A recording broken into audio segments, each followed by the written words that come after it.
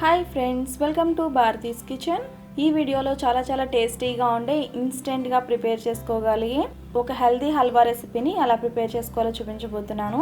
చాలా టేస్టీగా ఉంటుందండి. అప్పటికప్పుడు స్వీట్ తినాలనిపించినప్పుడు కూడా కేవలం 10 నిమిషాల్లోనే ఈ స్వీట్ని ప్రిపేర్ చేసుకోవచ్చు. ఇది బేసన్ హల్వా అండి. చాలా టేస్టీగా ఉంటుంది. చాలా తక్కువ టైంలో తక్కువ ఇంగ్రీడియంట్స్తో ప్రిపేర్ చేసేసుకోవచ్చు అనమాట.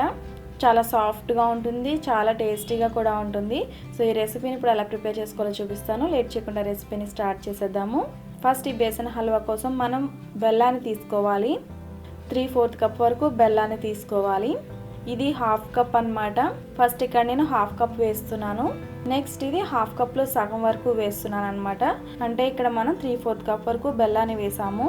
ఫస్ట్ అరకప్పు వేసి మళ్ళీ అరకప్పులో సగం వరకు బెల్లాన్ని వేస్తే మనకు 3/4 కప్ వరకు బెల్లం క్వాంటిటీ అనేది వస్తుంది.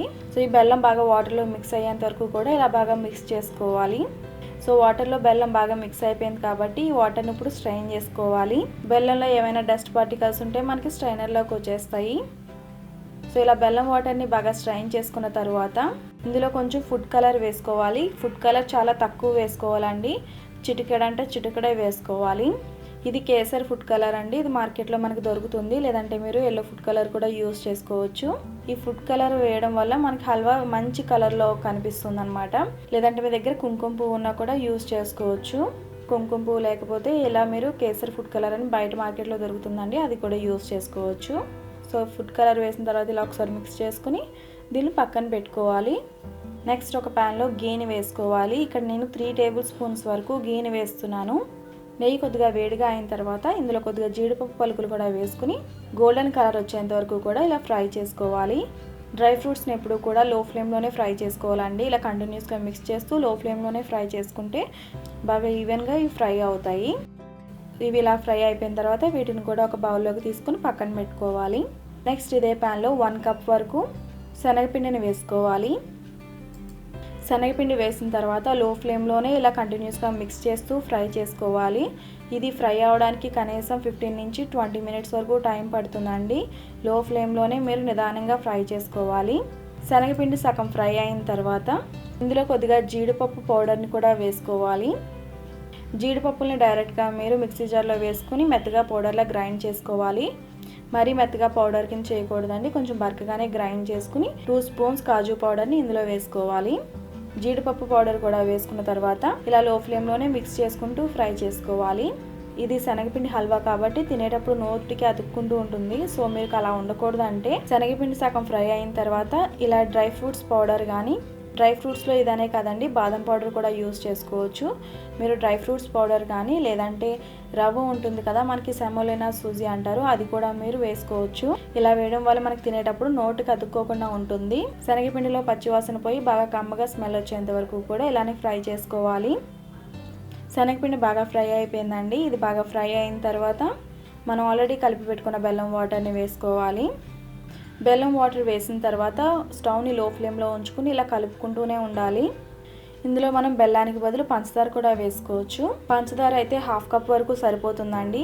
అదే బెల్లం అయితే 3/4 కప్ వరకు బెల్లం పడుతుంది. నార్మల్గా స్వీట్ తినే వాళ్ళకి ఈ స్వీట్ సరిపోతుందండి. మీరు ఇంకా ఎక్కువ తినేవారైతే కొంచెం ఎక్కువ కూడా వేసుకోవచ్చు. 1 కప్ శనగపిండికి 1 కప్ వరకు బెల్లం పడుతుంది. అదే మీరు పంచదార యూజ్ చేస్తున్నట్లయితే స్వీట్ ఎక్కువ తినే వాళ్ళకి 1 కప్ శనగపిండికి 3/4 కప్ వరకు పంచదార కానీ పంచదార పొడిని కానీ వేసుకోవాలి.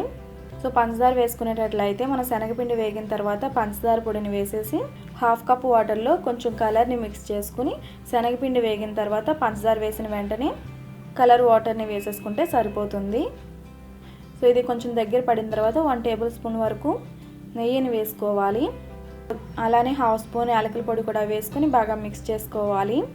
సో ఇలా బాగా మిక్స్ చేసుకున్న తర్వాత ఇందులో ఆల్రెడీ ఫ్రై చేసుకున్న కాజును కూడా వేసుకుని బాగా మిక్స్ చేసుకోవాలి.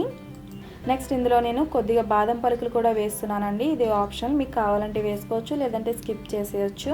ఈ హల్వా మీకు ప్రిపేర్ అయిందని ఎలా తెలుస్తుందంటే ప్యాన్ వదిలేసి ఇలా కలుపుతూ ఉన్నప్పుడు మీకు దగ్గరకు వచ్చేస్తే ఇది ప్రిపేర్ అయిపోయినట్లే. సో హల్వా మనకి ప్యాన్ వదిలేస్తుంది కాబట్టి ఇది ప్రిపేర్ అయిపోయినట్లే.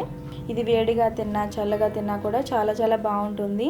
మీకు స్వీట్ తినాలి అనిపించినప్పుడు ఇది చాలా క్విక్గా ప్రిపేర్ చేసేసుకోవచ్చు అండి. చాలా చాలా టేస్టీగా ఉంటుంది. అక్కడక్కడ జీడిపప్పు పలుకులు తగులుతూ చాలా చాలా బాగుంటుంది తినేటప్పుడు కూడా. శనగపిండిలో పూర్తిగా పచ్చివాసన పోయేంత వరకు కూడా ఫ్రై చేసుకుంటేనే మీకు ఇది టేస్టీగా ఉంటుంది. సో ఈ రెసిపీని మీరు తప్పకుండా ట్రై చేయండి. మీరు ట్రై చేసి మీ ఫీడ్బ్యాక్ని నాకు ఈ వీడియో కింద కామెంట్ సెక్షన్లో తెలియచేయండి.